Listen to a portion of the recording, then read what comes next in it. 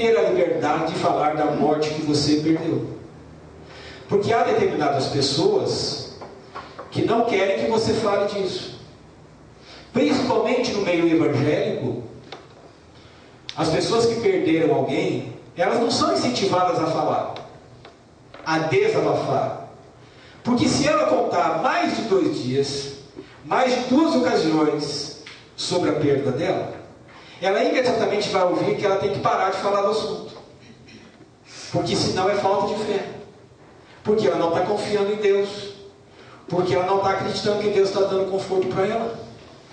Se ela fala 2 vezes ou mais sobre o assunto, ela não tem essa rede de apoio, nem de uma pessoa, nem de um grupo, que possa ouvi-la no seu extravasamento, sem julgá-la.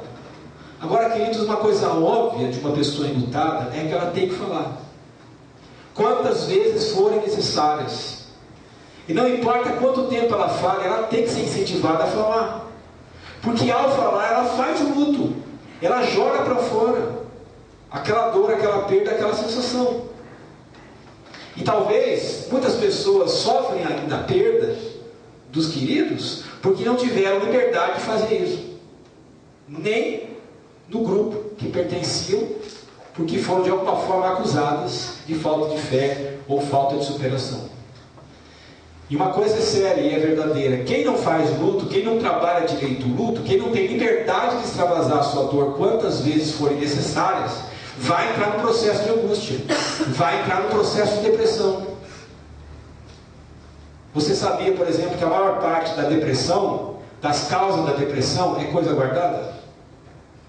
A gente acha, muita gente acha, que depressão acontece porque a pessoa fica falando das dores, das lutas, das dificuldades. Não, a depressão acontece porque ela não fala, é porque ela guarda.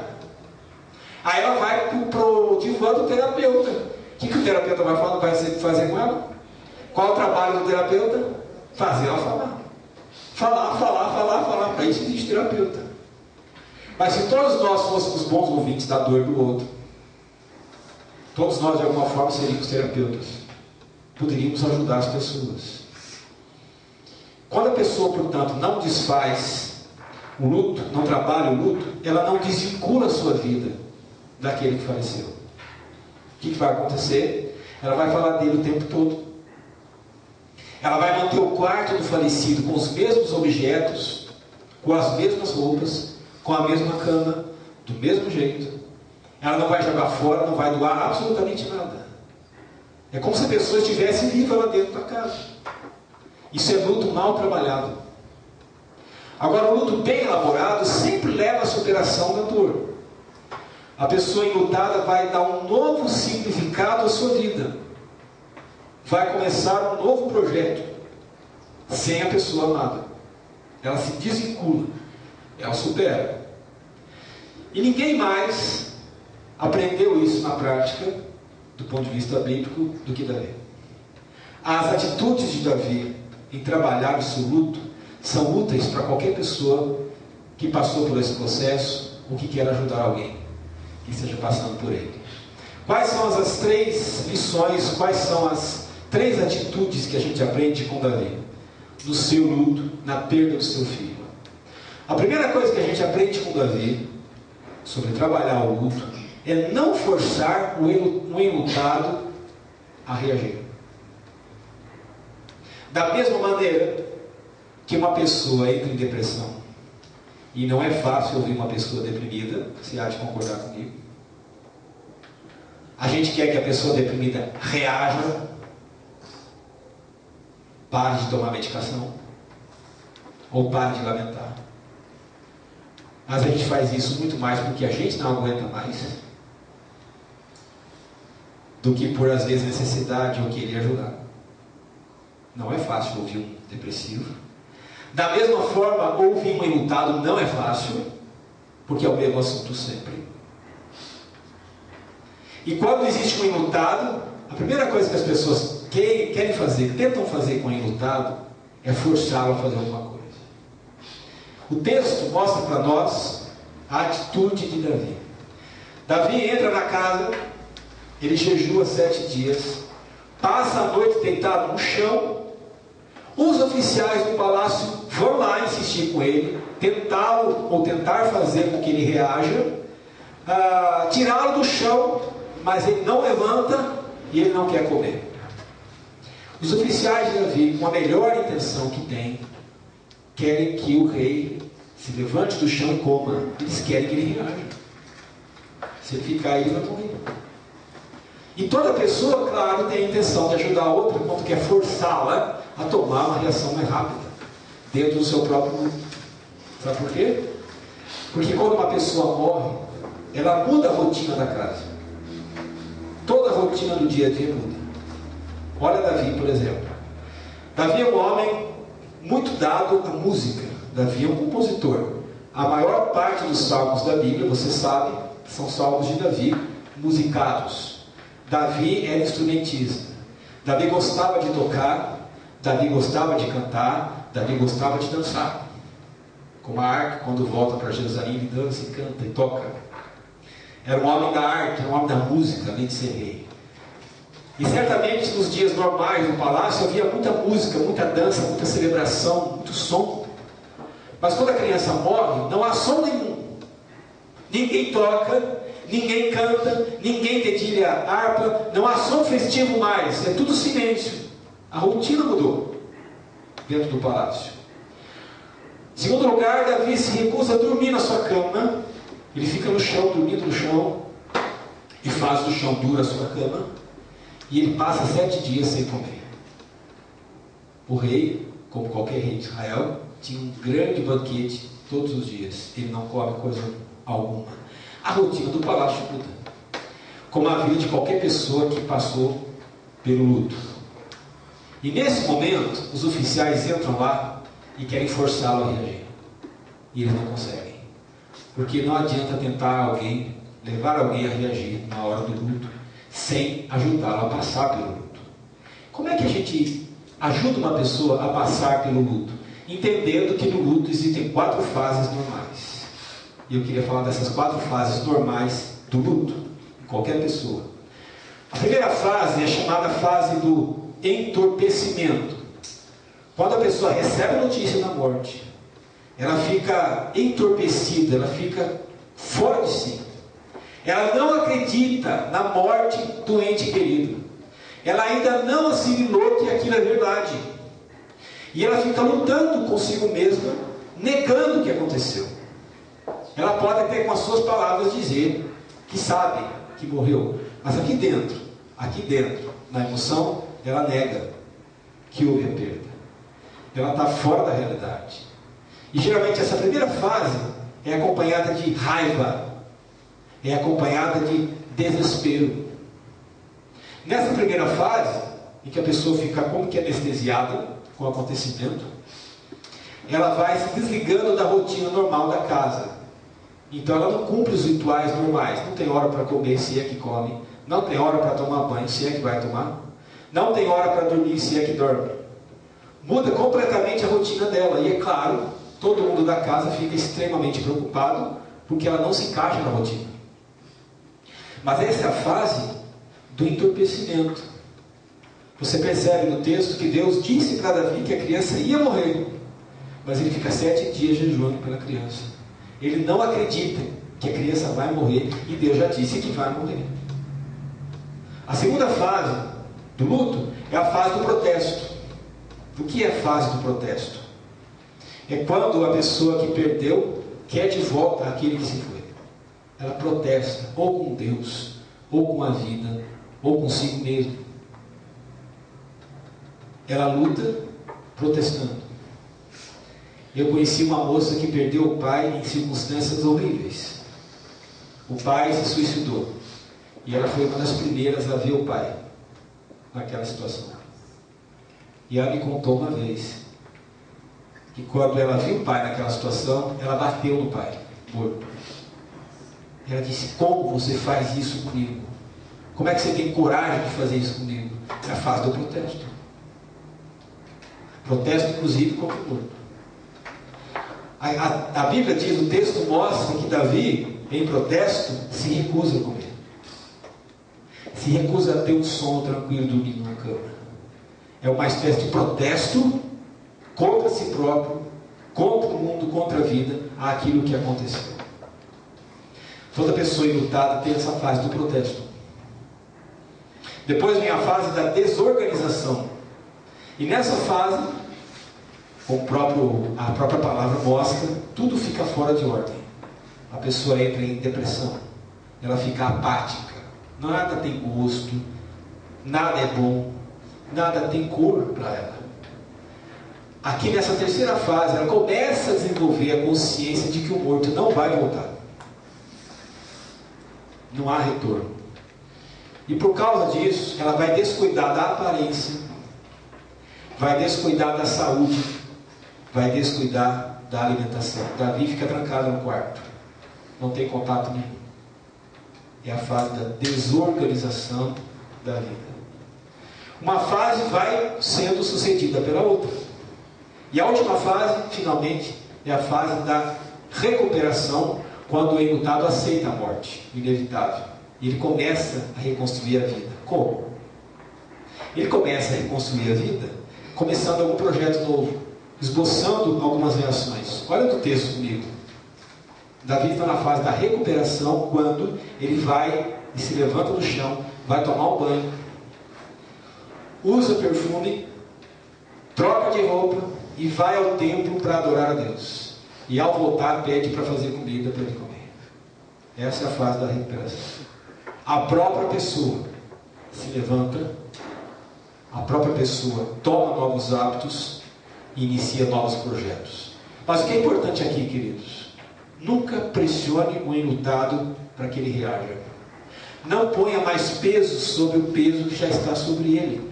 Jamais diga para o enlutado: você não tem fé, você não está acreditando em Deus, você não está fazendo o que Deus manda você fazer. Não ponha mais peso sobre quem já está sobrecarregado. É isso que os oficiais de Davi não entenderam. A única coisa que nós podemos fazer é ficar por perto, é escutar, estar pronto para socorrer quando houver pedido de ajuda. Lembra da perda de Jó? O que os amigos de Jó fizeram de bom no começo? Eles apenas ficaram do lado quietos. Quando eles começaram a abrir a boca e começaram a tentar explicar por que tinha acontecido aquilo, eles erram. E aí Jó se sente ainda mais pressionado e começa a criticá-los. E com razão diz para eles: vocês deviam se colocar na minha pele. Vocês não têm a menor ideia do que estão falando. Mas quando eles chegam e ficam quietos vários dias por perto, essa é a reação adequada diante do enlutado. Apenas estar por perto para escutar, para socorrer. Então nunca pressione, não jogue mais carga sobre uma pessoa enlutada. A segunda verdade que a gente aprende com Davi é que é de fato necessário haver esse desligamento da pessoa falecida. O texto mostra uma coisa impressionante que Davi faz. E aí há várias atitudes inerentes nessa postura de Davi. Primeiro, o texto diz que Davi se levantou do chão, lavou-se, perfumou-se, trocou de roupa, pediu que lhe preparasse uma refeição e comeu. Diz o texto que ele vai ao templo para adorar a Deus. Quais são as recuperações, ou as fases de recuperação de Davi, melhor dizendo? A primeira atitude dele é levantar-se do chão. Ele fica 7 dias prostrado, sem reagir. Alguma coisa acontece dentro de Davi. Depois do 7º dia, ele se levanta. Ninguém o motiva a se levantar. Ninguém vai lá dizendo para ele se levantar. Ele se levanta sozinho. E quando ele se levanta, isso mostra a primeira fase da superação do luto. É sair da cama, é sair da prostração, é sair do quarto, é querer fazer algo para poder reagir. Toda pessoa enlutada vai ter um tempo de prostração. Mas vai chegar uma hora que ela vai se levantar. Ela vai se erguer. Ela vai retomar a vida. Segunda atitude de Davi, ele vai tomar um banho. É como se aquela água tivesse o poder de lavar todas as lágrimas do rei e o deixar limpo daquela tristeza que o deprime. Você vai ver, inclusive, que na Bíblia A ideia da lavagem com água simboliza um novo começo de vida, né? O batismo, a lavagem com água simboliza que uma nova vida começou. Davi vai tomar banho, a vida recomeça em outras bases. Ele quer recomeçar. Terceira atitude de Davi, ele passa perfume. Isso tem um significado muito profundo, né?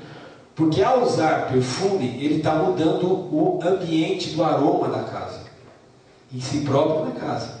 Ele está vencendo aquele odor da morte. Ele está causando em si mesmo uma sensação de bem-estar. É por isso que ele usa perfume. Ele quer respirar ares novos, sair daquele odor da morte. Então usar perfume é você convidar a alma a desfrutar de sensações boas, elevadas, alegres, que fazem bem. E a quarta atitude de Davi é trocar de roupa. É interessante que os enlutados geralmente vão vestir cinza, cores fechadas e preto. Por quê? Você já se perguntou por quê?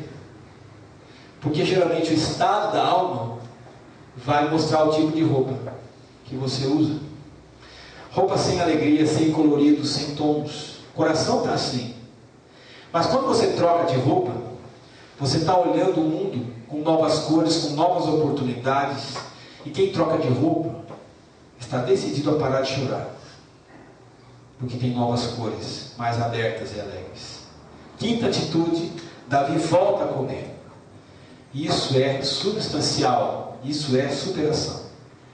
Ao recuperar a vontade de comer, ele recupera a força, a saúde, e ele toma uma decisão: eu não vou morrer junto com quem foi. Quando ele decide comer, ele está dando um sinal claro: eu não vou morrer junto. Porque essa é uma das coisas que acontece quando alguém perde um ente querido. Ele quer morrer junto. Davi, ao fazer tudo isso, ele está dizendo: eu estou vivo. E eu quero continuar vivendo. E é isso que precisa acontecer. Finalmente, Davi se desliga da criança, de uma vez por todas. Isso é comprovado nas palavras que ele fala para os seus oficiais. Ele diz assim: um dia eu irei até ela, mas ela jamais voltará para mim. Isso é básico, é necessário e é importante dizer. Ela jamais voltará para mim. Todo enlutado precisa chegar ao ponto de dizer isso. Essa pessoa nunca mais vai voltar. Eu preciso readaptar a minha vida sem a pessoa falecida. É preciso também doar todas as roupas da pessoa que faleceu. Doar todos os seus objetos. Pintar o quarto de outra cor, ou usar o quarto para fazer outra coisa. E passar a viver sem mais aquela ilusão de que aquela pessoa que morreu está com a mesma idade, de que ela está em casa ainda. Em outras palavras, é preciso deixar o morto morrer. Alguns anos atrás, eu trabalhei com uma viúva que tinha um casamento muito bom, e o marido descobriu um câncer, e eu trabalhei com ele 2 anos, enquanto fazia quimioterapia, e passei por todo o processo, até a morte dele. E depois que ele morreu, ela foi tomada desse apego de que deveria fazer alguma coisa como se estivesse ainda vivo. E ele foi sepultado num túmulo comum.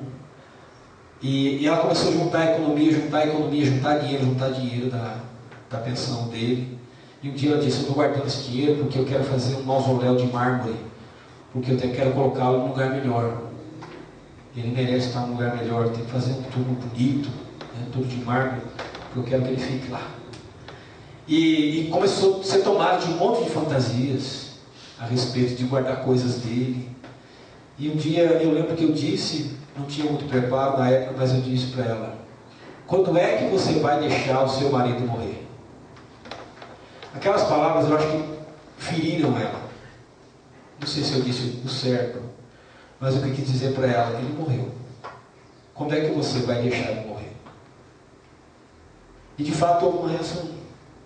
Ela percebeu que ela não tinha deixado o marido morrer. Ela carregava ainda ele.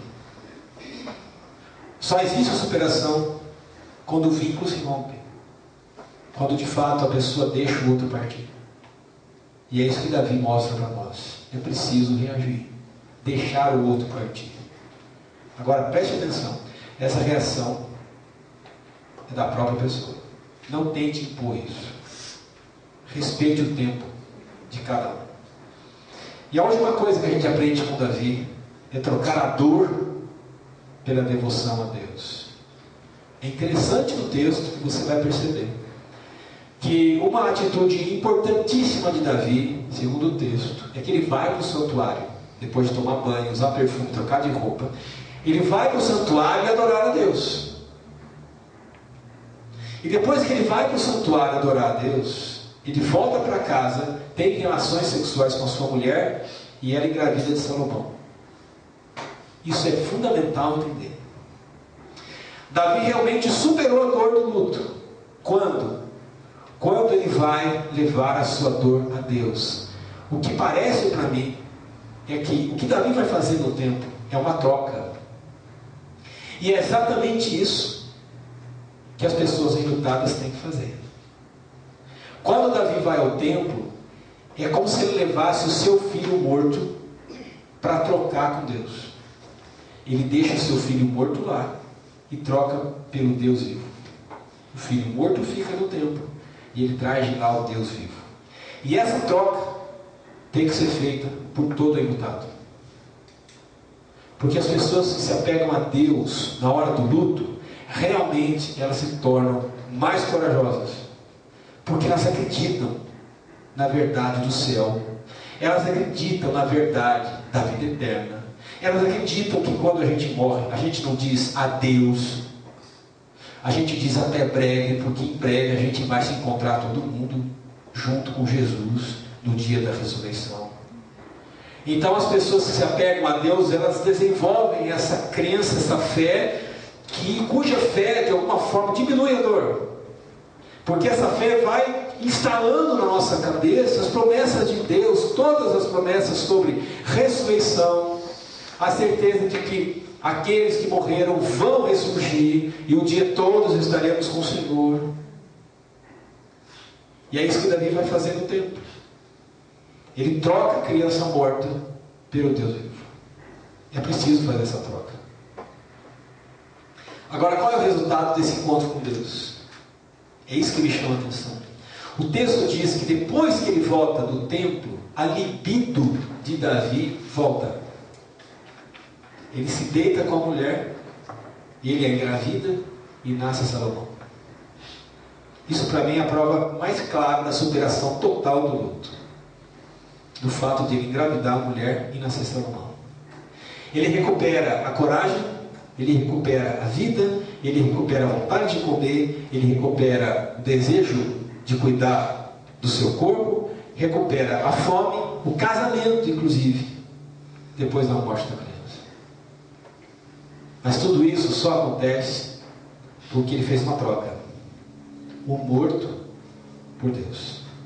Porque a sua angústia foi trocada pela oração. Todo enlutado tem que fazer essa troca.